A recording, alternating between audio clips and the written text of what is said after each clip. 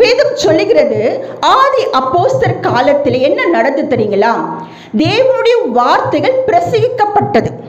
அதாவது நாம் எல்லாம் தேவனுடைய வார்த்தைகளை அனுதினமும் வாசிப்போம். அப்போஸ்தலர் 5:42 தினந்தோறும் தேவாலயத்திலையும் வீடுகளிலையும் இடைவிடாமல் உபதேசம் பண்ணி இயேசுவை கிறிஸ்து என்று பிரசங்கித்தார்கள். ஏசப்பா நமக்காக வந்து நம்முடைய பாவத்தையும் தோஷத்தையும் சாபத்திற்காக சிலுவையிலே அறையப்பட்டு 3 உயிர்த்தெழுந்து பரலோகத்தில் எடுத்துக்கொள்ளப்பட்ட பிறகு ஜனங்கள் எல்லோரும் சீஷர்கள், ஏசப்போடு இருந்த எல்லா ஸ்திரீகளும், அவரோட ஊழி செய்த ஸ்திரீகள், அவரோட தங்கின மக்கள் அனைவரும் என்ன பண்ணாங்க தெரியுங்களா?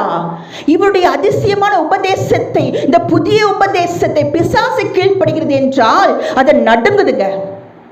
அப்படிப்பட்ட வல்லமை உள்ள அதிகாரம் உள்ள வார்த்தை. இதை ஒவ்வொரு வீடுகளை பிரசங்கித்தார்கள். எப்பொழுதுங்க? ஆதி அப்போஸ்தலர் காலத்திலே தேவாலயத்திலே. அப்பொழுது கேட்டுக்கொண்டிருக்க தேவச்சனமே, உங்க வீட்டுக்குள்ள ஏசப்பாவுடைய வார்த்தைகள் உபதேசிக்கப்பட வேண்டும்.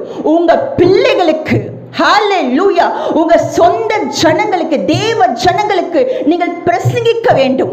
இது நம்மேல் வேண்ட கடமை. இது